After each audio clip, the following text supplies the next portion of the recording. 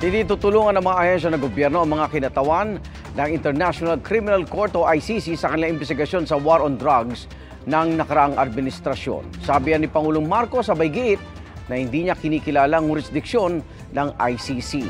Saksi, si Ivan Mayrina. Sa unang bugso ng drug war ng Administrasyong Duterte, nasa sentro noon si Senador Ronald Bato de la Rosa bilang PNP chief. At kasunod ng mga ulat at tapos ng investigasyon at pangangalap na ebidensya ng International Criminal Court o ICC, umapela si de la Rosa sa gobyerno. What I am asking from this government is to be man enough to please tell us what's the real score. Sabihan lang, wala namang problema dyan. Sabihan lang, wala lang patalikod na transaksyon. Pag sinabihan mo ako noon na hindi sila pwedeng pumasok, at ngayon nagbago yung ihip ng hangin, pumayag na kayo na pumasok, please tell us. You are our president, you are our leader. Tell us so that we know what to do. Sinagot ito ni Pangulong Bongbong Marcos. Let me say this for the 100th time.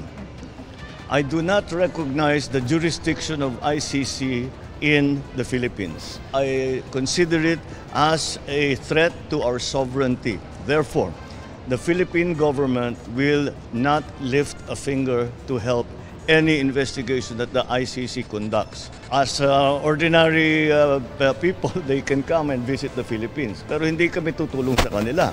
Alinsunod sa utos ng Pangulo, hindi raw pahihintulutan ng DOJ at DILG na mag-imbestiga sa bansa ang ICC.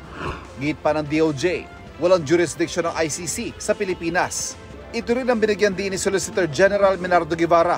Hindi pa rin malinaw sa ngayon kung narito nga ba o nagpunta ba ang mga tauhan ng ICC sa bansa. Ang ICC hindi tinanggi o kinumpirma kung may mga investigador na silang nasa Pilipinas o nagpunta sa bansa dahil operational details daw ang mga ito. Sa isang pahayag na ipinadala nila sa GMA Integrated News, sinabi ng ICC na patuloy ang kanilang pagpupursigi na makamit ng mga biktima sa Pilipinas ang hustisya sa ilalim daw ng Rome Statute.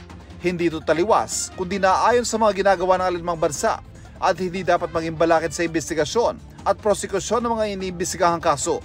Patuloy daw sila makikipag-ugnayan sa pamahalaan ng Pilipinas at sa civil society kaugnay na isinasagawang investigasyon.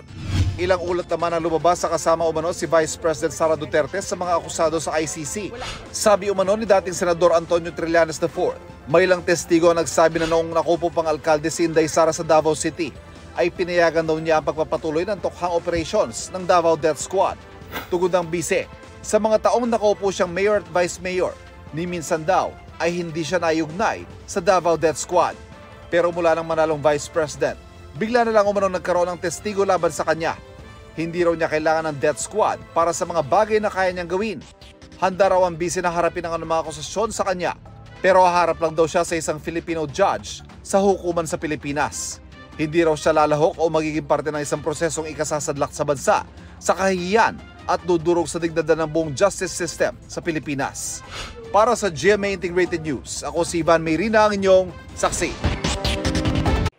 Mga kapuso, sama-sama tayong maging saksi. Mag-subscribe sa GMA Integrated News sa YouTube at para sa mga kapuso abroad, samahan niyo kami sa GMA Pinoy TV at sa www.gmanews.tv.